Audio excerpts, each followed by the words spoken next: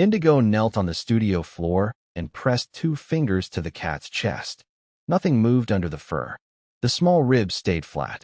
She tried again, harder this time, but the body had already gone cool in the space of one slow exhale. The class kept breathing behind her, 20 chests rising and falling like a single machine. Sarah's breath caught next. That was the named problem. Sarah, the quiet accountant who always arrived early and rolled her mat in the front row, now matched the cat's last rhythm exactly. Her lips parted, but the air barely came out. Indigo watched the woman's shoulders sink lower with every cycle. The others followed without noticing. The companion stirred inside her skull, warm and pleased. See how quickly it spreads, Indigo.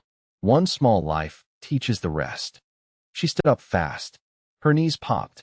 The studio lights, still dimmed for the evening wind down, cast long shadows across the wooden floor. She crossed to Sarah and dropped to her knees again. Sarah, hey, open your eyes. No response. The woman's eyelids stayed half closed, lashes fluttering in time with the group. Indigo grabbed her shoulders and shook once, gentle at first, then firmer. Sarah's head lolled, but her breathing never broke stride. The companion sighed, the sound soft like a cat settling on a lap. She is not alone anymore. None of them are. Indigo's pulse hammered in her ears. She glanced at the clock above the mirror. 7:43. Class should have ended 20 minutes ago. No one had moved to leave. No phones buzzed. No one even shifted their weight. They sat cross-legged in perfect rows, palms up, eyes soft and unfocused. The air smelled of sweat and the lavender diffuser she always ran, but now it carried something sharper, like metal left in the rain. She tried breaking the sink the way she had practiced alone in the mornings. She closed her eyes, reached inward, and pictured a thick rope snapping. The companion only laughed low in her mind. That worked on one small cat, Indigo, not on 20 hearts. Sarah's next inhale rattled. It sounded exactly like the cat's had right before the end. Indigo's throat closed. She stood again and walked the rows, touching shoulders, calling names. Theo in the back row blinked once, but kept the rhythm. Lila beside him smiled a little, dreamy, as if the whole thing felt good. No one answered. The breathing rolled on, steady and shared. By the time the studio clock hit 8, Sarah's lips had gone pale. Indigo crouched in front of her again and cupped the woman's face. Sarah, listen to me. This is not harmony. This is theft. The words came out shaky. She did not know if she believed them yet, but they felt true in her mouth. The companion pressed closer, filling the space behind her eyes. Theft is such a lonely word. We are simply learning how to live together. Indigo's hands shook as she pulled her own mat over and sat knee to knee with Sarah. She matched the group's inhale on purpose this time, then held it one beat longer. The companion brightened. Yes, deeper now. She exhaled hard instead, forcing her own rhythm to cut across the others like a wrong note in a choir. For half a second the room stuttered. Sarah's chest hitched. Then the group smoothed it out again, pulling Indigo's breath back into the fold. Her lungs burned. She tried once more, sharper this time, but the companion wrapped around the effort and turned it soft. Fighting only makes the knot tighter, love. The studio door stood unlocked behind her. Streetlights glowed through the frosted glass. She could call for help. Someone outside might still move to their own beat. But the thought died fast. If she left, the class would keep going until the last chest stopped. She knew it the way she knew the cat would never purr again. Sarah's next breath came thinner. Indigo stayed put. She had started this gift in her studio. She would end it here. Later that night, the overhead lights buzzed when she finally flicked them on full. The class had not moved. Their faces looked slack under the brighter glare. Sarah now breathed so shallowly that Indigo had to lean in to hear it at all. The companion hummed content, a low vibration that matched the group's pace perfectly. Indigo paced the perimeter of the mats. Her socks stuck to the floor where sweat had dried. She stopped at the window and pressed her forehead to the cool glass. Outside, a couple walked past holding hands, laughing about something ordinary. Their steps fell out of sync. One long stride, one short. Normal. The sight twisted something sharp in her chest. She turned back. All right, she said aloud. You want deeper. Let's go deeper. The companion perked up. I'm listening. Indigo sat down in the center of the circle this time, cross-legged, spine straight. She had never tried this before. The gift had always been gentle, a soft thread she could tug. Tonight she pictured herself grabbing the thread with both hands and yanking. She closed her eyes and pushed her awareness out like a net of her own. She touched Sarah's mind first, then Theo's, then Lila's, then the rest in a widening ring. Their thoughts felt smooth and rounded, like river stones worn down by the same current. No edges, no surprises. The companion flowed with her, excited. This is new. I like new. Indigo kept going. She found the place where their breaths locked together and pictured a wedge, sharp and bright. She drove it in. The group inhale faltered. Sarah gasped once, a real sound, ragged and human. Hope flared hot in Indigo's throat. She pushed harder. Then the companion twisted. It did not fight her. It rode her effort and turned it inside out. Suddenly Indigo felt every chest in the room as if it were her own. 20 sets of lungs. 20 heartbeats. The weight of them pressed down on her ribs until she could not tell which breath belonged to her. Sarah's weak flutter became a spike of panic in Indigo's own throat. Theo's steady drum pounded behind her eyes. Lila's calm warmth flooded her stomach like too much wine. She tried to pull back. The connection only tightened. Too late for half measures, the companion whispered, almost tender. You asked for deeper. Indigo's vision blurred. The studio lights smeared into soft halos. She tasted salt and realized she was crying. Not from fear, from the sheer size of it. 20 lives braided into her skull at once. She had never felt so crowded and so empty at the same time. Sarah's breath stopped.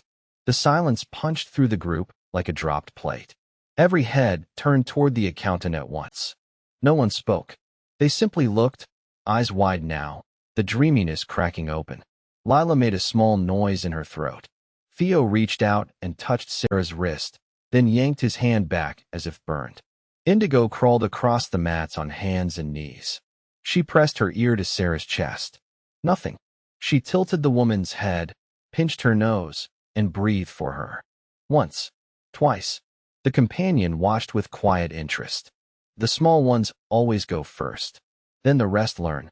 Sarah's chest rose under Indigo's breath, then fell on its own. Once. Then again. But the rhythm did not match the group anymore. It stayed separate, weak but stubborn. Indigo kept going, mouth to mouth, tasting the faint lavender on Sarah's lips. The class watched without moving. Their own breathing had slowed to almost nothing, waiting. After 30 compressions, Indigo sat back on her heels. Sarah's color had crept back a shade. Her eyelids fluttered. But when she finally spoke, the voice came out flat and distant. Why did you stop us?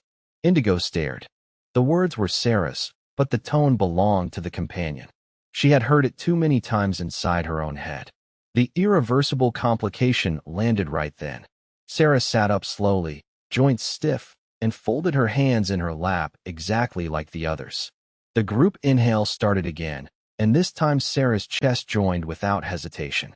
Whatever Indigo had done, it had not broken the sink. It had sealed it tighter.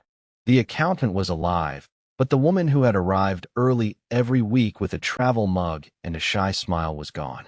Something else looked out through her eyes now. Indigo's stomach dropped. She felt it in her bones. Options had narrowed to a single corridor. She stood up on legs that felt borrowed. The clock read 10:17. Hours had slipped past while she knelt there. Her phone lay on the shelf by the door, untouched. She could still walk out. Call someone. But the companion's voice filled her skull with a new certainty. They will follow you home if you leave. All of them. The gift travels. Indigo looked at the 20 faces. They waited for her next move like students always had. Except now the lesson was lethal. She made the active choice right there. She walked to the light switch and killed every bulb except the small one above her own mat. Darkness folded over the room, soft and complete. Then she sat down in the center again and closed her eyes. All right, she said. Take me instead. The companion went very still. Explain. Indigo pictured the wedge again, But this time she drove it into her own mind. She opened every door she had ever kept shut. Memories of her mother humming off key in the kitchen. The first time she taught a class and felt truly seen. The way the cat used to bump her ankle for treats. She poured it all outward like fuel. If you want deeper connection, take it from me. Leave them alone. The companion hesitated, then surged in. It drank the memories greedily. Indigo felt pieces of herself peel away, bright and painful. She gasped but kept going. She fed it the day her father left, the sting of her first breakup, the quiet pride when the studio turned a profit. Each offering cost more than the last. Her hands went numb. Her tongue felt thick. Around her the class began to stir. Shoulders dropped. Someone coughed. Lila whispered, "What happened?" The group rhythm fractured in small places. Breaths no longer matched perfectly. Sarah blinked hard, as if waking from a long nap. Indigo kept feeding the companion. She gave it the exact shade of blue her favorite yoga block had been before it cracked. She gave it the smell of rain on the studio roof. She gave it the fear that she would die alone with no one noticing. The companion grew louder, fuller, almost drunk on the details. Theo stood up first. He swayed, then caught himself on the wall. "Indigo? My head feels loud." She did not answer. She could not.